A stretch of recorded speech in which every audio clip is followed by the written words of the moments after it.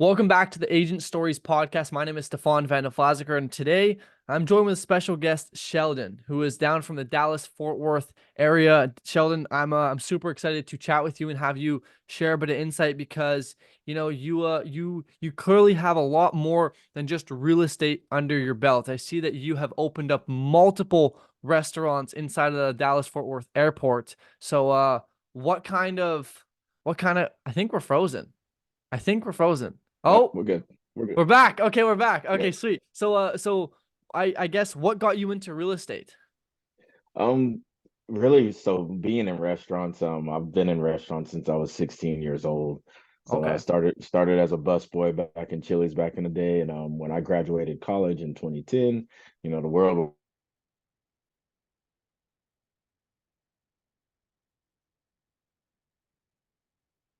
at that point in time, once I got into management and got things flowing, um, you know, having kids, your work schedule starts to change a little bit, and you start to want to really say that I want to be there more with my family. And Yeah. I with my last one being born 4 years ago, it really was right pre-COVID. It was one of those times where I was like, I need to be at home more. And so I really started looking at real estate as an outlet. Talking to people comes natural to me. Being a restaurant manager, you have to walk around the restaurant and talk to everybody anyway. Yeah. So I just kind of felt like, being able to communicate with people and kind of change from being like a someone who helps people decide what's on the menu as far as food goes could be relatable to what's on the menu when it comes to houses. And it's just really me just finding that same what's driving you, what do you want, what are you looking for? And so I thought it was a natural fit. And so far it's been treating me pretty good. Dude, that's awesome. So what would you say is your personal favorite thing about real estate? Oh, What oh, would it cut out for well a second. yeah, go ahead. What would I say What is my what? what is your personal favorite thing about real estate? Like I talk to so many agents, they all have something different. Some it's the people, some it's the flexibility. What is your favorite thing about it? It's the people, man. At the end of the day, like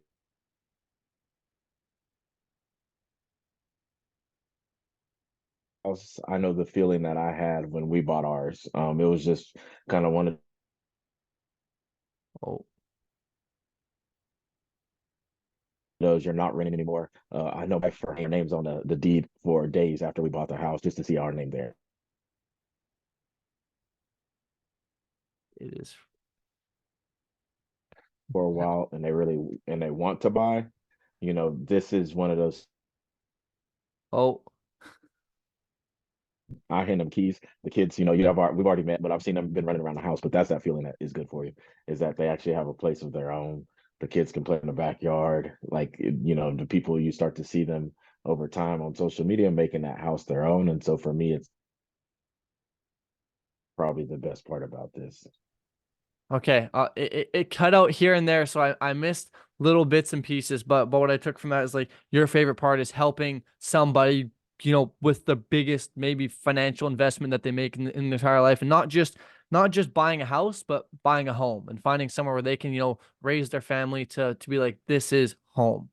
Correct. Exactly. Because that's what Gotcha. people are looking for. When it comes to renting, you're unstable.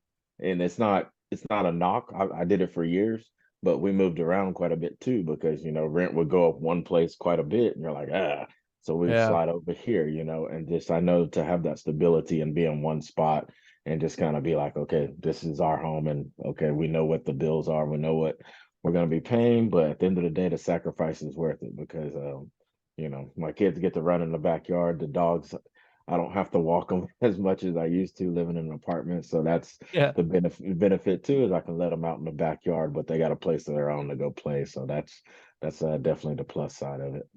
There you go. Yeah, no, that's awesome. And obviously, now we're in a quote unquote, as some people call it, kind of a crazy, weird market. So, like, what are some of your, favorite ways to keep people, in the right mindset? Because obviously, there's tons of agents and people in general who are like kind of like skeptical. So, like, how do you kind of thrive in this sort of market that we're currently in? Um, it's look at the positive side of it. Like I try to tell people, like right now, even though rates Oh, sellers out there right now that are stuck on 2021 and wanting their house to sell for this amount because their friend's house sold, this fast and for that amount back then. And things are different. So what I tell people is like, always get the information first. Just talk to the lender, find out what your situation is. Everybody's situation is different. Maybe you're in a Yeah. situation where you realize you're eight and you don't even know it, and you're approved for an amount that you're like, okay, and you've been eyeing a place that you want to live. I tell them, let's just look. Doesn't mean you have to buy. And I'm not pushing. I don't push anyone to buy. I just want you to have the information. Then let's think about it and let's talk through it. And if it makes financial sense, then let's push forward. And that's what I had, the back end of this year.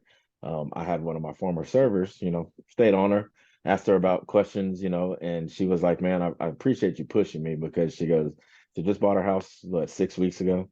She's Yeah. already, starting to remodel it, putting flooring down and painting the house, but she's starting to make it her own. But she's like, I appreciate it because she's like, if rates are down next year, she's like, I don't know if I have the money to compete. Yeah. So she got money off the house. So she didn't buy it for what they were selling it for. I got her a deal. She's Okay, happy, sweet. and that's what it takes right now is just gotta stay optimistic. Okay. So it's the mindset, I guess, more than anything is like having just like the positive mindset of like, hey, things are gonna work out if I just, believe they will kind of thing. It is what it is, and so we've got to adjust accordingly because rates have adjusted. It's Oh, we lost you. Or I lost. I don't know. options, what are my options, and then kind of go from there. Okay. Sweet. Yeah. And so what do you think has allowed you, because obviously, you talk a bit about your mindset. What do you think has allowed you to become so successful in the real estate space? Like what do you think is the one key thing if you were to pinpoint? Uh, oof, oof, oof. Just probably, I'll say my mom is Your probably the mom. one. Mom is like, I a lot of people don't know, when me and my little brother were younger, my mom was working full time and she was going to school too. So we always used to see mom, kind of come home from work from her 9 to 5, walk in the door, make a sandwich and leave and literally go take night classes and then come Yeah. back home and do homework and stuff like that. So like watching her just not stop and keep going just kind of rubbed off on us to where like now that we're adults and we're in our professional careers, it's the same thing. It's like your mindset is you've got to just keep going, push forward, can't give up, and I think that as long as I have that mindset, um, anything's possible, and that's what I attribute my success to is like plus two, man. If I don't sell, I gotta come in here and tell these kids like, hey, dad doesn't have this, doesn't have that, and I can't allow that to happen. And so that's that part that kind of helps you push through too. Gotcha. So it's like it's like like almost like the fear of like I can't go home and tell my kids we can't do X because, I wasn't able to do Y this month kind of thing. Exactly. Damn, Exactly. that's powerful. So that'll keep you going through anything. Yeah, yeah. It's a family and just that drive to want to succeed. Like we all want, like, I don't know, if you plan to have kids in the future or whatever, but when you have your own, Bet. you want them to have a better life than you, right? So like Yeah. the things that I went through, I'm like, okay, I don't want my kids to have that. So I've just gotta hustle, hustle, hustle because if I can provide this for them and provide that, I feel like I'm winning because I'm like, cool, I'm giving you better than I have. And it's not a knock on my mom or anything like that. It's a great situation. My mom has two boys that have their college degrees. Yeah. We've stayed out of trouble, and for her, we tell her that's the main thing to be proud of. Exactly. Exactly. Now it's just like how can you give back and just like keep making the generation just keep going and going and going. Yeah, because being a restaurant manager, one thing that I learned with this younger generation, I would say a lot of people I think misunderstand them. And that's the cool thing about working side by side with them is yeah, I got a good idea of their mindset. And there's some Hmm. amazing kids that are coming up, throughout the years and that are 20 years younger than me. I'm 43. So there's kids that are, between 18 to 23, 24 that are Hmm. making strides in this world. And I just think they're a little bit misunderstood and people just got to learn to, listen to them and realize that these kids are smart. There's just they have different goals and aspirations than I was taught to have. And that's what I Yeah. love is because y'all are taught, man, we can do anything, and go do it. And like Yeah. just strive to be the best at it. Yeah, no, no. Society is definitely changed a lot. From I know my parents when I was in high school, I always was like, can I get a ride? Can I get a ride? Because everybody else gets rides to school, and they're like, back in my day, I used to walk 40 miles through the Yeah. mud, and then I swam through the ocean, and it's like they had like a whole like scavenger hunt going to school. And I'm like, please, can I just get a ride? And it's like a 5 minute drive, and it's like to them it seems so far fetched because it's like Ex- in my world when they were young it's like that didn't happen, but it's like but now this world it does happen, so it's like there's always these weird conflicting beliefs, which is like the rise of, I mean, that comes with the rise of social media as well, which actually that leads me to a question I want to ask you is like how obviously social media has been like taken over, right? Like we all have a phone now, we all have Facebook, we all have Instagram, we all have YouTube, we all have all these social media apps. How are you currently, if you are, utilizing that for your own business? Okay, so I really lean heavy into Instagram. Okay. Um, when I graduated from college, marketing is what my degree is in. So I've always been Okay. fascinated by just advertising, marketing, and just trying to get into people's mindsets about why they want to buy something. Yeah. So obviously, as these platforms have evolved, Instagram was one I was already using currently, just because I Hmm. used to do social media management for other small businesses locally.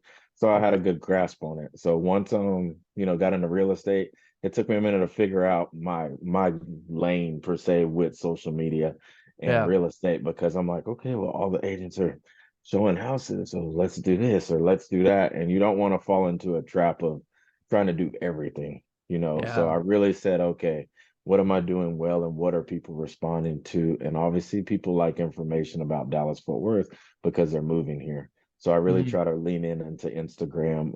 This next year I plan to step up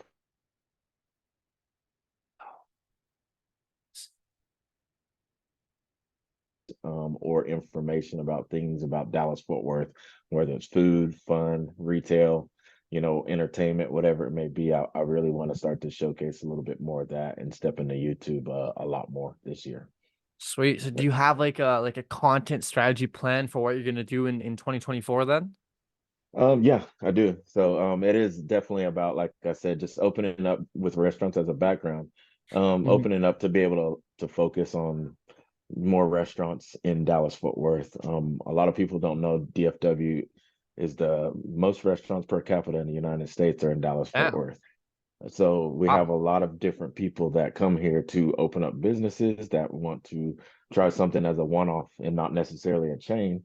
And if it hits, man, you get our business. And so I really want to start to showcase more of the local businesses, like the chains. Like during COVID, I knew all the chain restaurants were going to be fine, but it was the mom and pop places that were going to be the ones to struggle. So during that time, I started, going out to eat different places and taking pictures of my food and video and putting it on my stories. And my friends were like, man, where's that place or where's this place? And I was like, I think I should start to showcase more of the local, flair, what it is to move to DFW. And yeah, you're going to have your Chili's and this and that. But have you tried, Barry's Best Barbecue? Or have you tried, TJ's Catfish and Wings in Arlington? Like, these are some great places that are local. And I just want to make Yeah. sure that I have showcased that a little bit more. Yeah, I think that's huge. There's actually a couple months ago, I was at a mastermind with two guys from Texas, actually, Levi and Travis Plum. And they actually wrote a book. It's on my shelf here called Passive Prospecting. And they own a pretty big YouTube channel called Living in Dallas, Texas, right, obviously close by, right in the Texas area, right? And one of the big things when I was talking with Travis and Levi about their channel is like they're able to get clients from anywhere in the world, because when somebody searches, on Google, oh, what's it like to live in Dallas, Texas? It's like they're the first Mhm. person that comes up. And now they're showing neighborhoods, they're showing restaurants, they're showing cities and parks and houses. And it's like everybody all over the world now, you're able to target not just the people inside your city, which I think is the fascinating part about YouTube, is like you're able to prospect at 2 a.m. Like you could be sleeping and you could get people booking in on your calendar because these videos they're evergreen, right? You post them once and they compound Yep, for the rest of your life, and so they exactly. passively prospect for you because you make it once, and it's like the ultimate business model. You do something one time and it makes you money for the rest of your life. And I thought it was like, I was like, wow, that's a really cool business model to be able to do something once and have it pay you dividends for life. And Yeah. simultaneously you get to help people with like showcasing the neighborhoods. And then I mean on the side, it's like you get to see their neighborhoods better yourself and understand them better. And that makes you obviously meet new people, become better as an agent. And so like, man, YouTube is like the place to be in 2024 as an agent, I think. Yeah, and I think, and that's I've realized that, I mean, I kind of sat back and I assess other agents. I assess, I follow a lot of social media managers and people that Hmm. are really in tune with all the different apps and everything too. So I listen, and really try to understand where things are headed. And Yeah. YouTube is like that big search engine. I'm like, okay, so you're not even on the largest search engine in the world, Sheldon. Like at the point where, like you said, people can passively, someone in another country somewhere else can look up places to live, best neighborhoods to live in Fort Worth, Texas. Wow, Hmm. my video pops up. I'm knocked out sleep, like you said, and Yeah, someone's yeah, sitting there being able to watch that video, and now they might have just, like you said, booked on my calendar to say, yeah, hey, I'd love to talk because me and my family are being relocated, to Fort Worth, and I saw your video, and here we are. And so I yeah, think definitely pushing more content out that way will help get more eyeballs on me, yeah. to be able to just Oh, you cut out. You back? people, hey, what it's like to live here, because you don't know if you'll live here. I just tell you the best story I can through, my phone. That basically that's this is what I use basically for everything, is, to be able to tell a story, is get out, and like you said, being in a neighborhood, I start to learn the Metroplex better, because Yeah, I don't know every place in DFW. There are a lot of places, cities here in Dallas Fort Worth, and so just kind of learning each one bit by bit and a little bit more about it helps me be more in tune when I know what someone's looking for, to say, yeah, hey, I don't really know if that's the area that you be looking for, because this is over in that way. More what you're looking for is in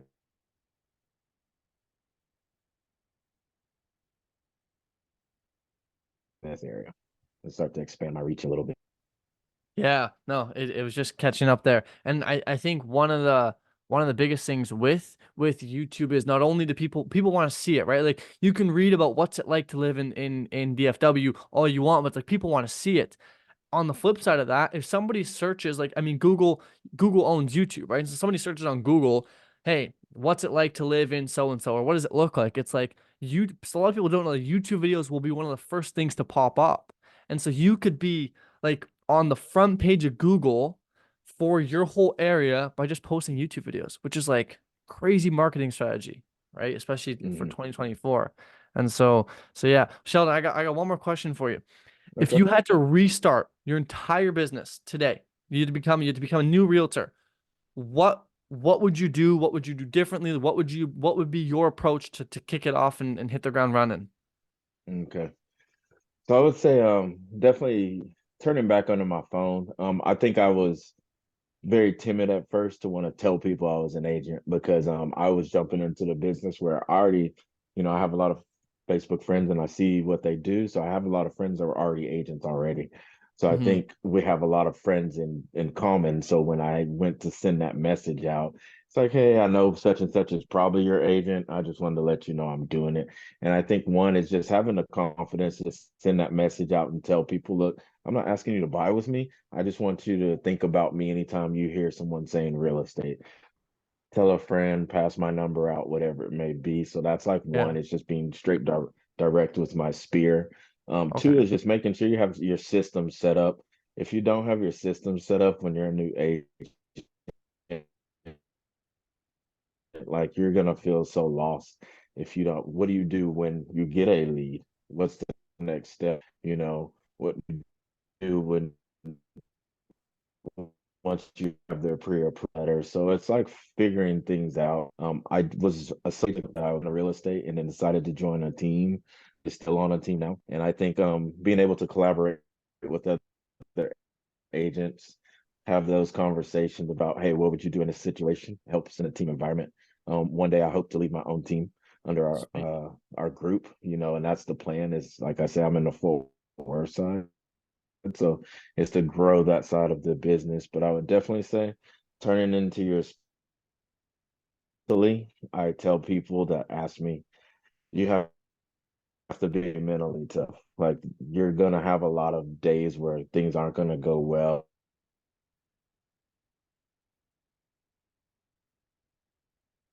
A deal's gonna be falling apart. You've spent your money, and and just being smart about things because those things can mentally mess with you. Where you think everything well, the deal falls apart. Now you have nothing, and now you're trying to find someone, to do a deal with. And when you look at like that, I think people can feel it. And you really do have to be natural and just kind of cautious. And if I had to do it all over, I would definitely say those the three top things that I would make sure I have in place. Gotcha. It's cutting out a little bit here and there. It just keeps like cutting in and out, and so like I'm getting like little bits and pieces and trying to like put it together. Yeah, But I think if I want no, to no recall, worries. the three things you said were the first thing is tell people you're an agent, get out there, be confident, share with people that hey, look, I'm a new agent. Just get your name out there. The second one was Hmm. having a system in place to know what to do. It's like, okay, how are you going to get leads? What do you do when you get a lead? What are you going to do when somebody gets pre-approved? What if they're not pre-approved, etc.? Like have a system in place to kind of manage everything. And then what was the third one? That's the one I missed. What was the third Yep. tip you gave? Third one is just mental, just a Mental. mental capacity of what you're into.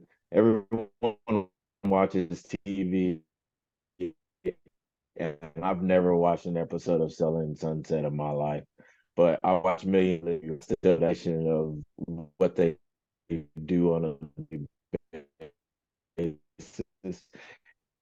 It was the commission, yeah, seeing us just get paid. And that's where I say mentally you have to understand that this is a daily grind. And if you aren't trying to prospect and find people to talk to real estate about, that you're gonna be spinning your wheels and you're gonna be disappointed with the outcome because like I say daily, it's I gotta find someone daily to have a conversation with about real estate to just get things going, and you never know where that conversation may take you. Awesome. Awesome. Man, Sheldon, I appreciate you taking the time to come on here and share a bit of your story and share some value with perhaps even other agents or people that are potentially looking to buy in this market that we're currently in. So thank you once again for taking the time to come on here and chat. I've had an amazing time chatting with you.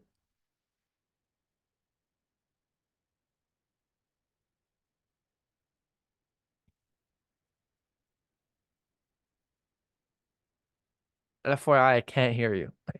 I appreciate it, man, very much. Thank you for the time, Stefan. I look forward to watching as you grow. That's why I wanted to take the opportunity to talk with you, man. Everybody's got to start somewhere, and willing to have that conversation and talk with people and give them, to help themselves grow. And I've had people do that for me before, and so I was completely honored to jump on. Thank you. I appreciate your kindness. It goes a long way. Thanks, man. I appreciate you.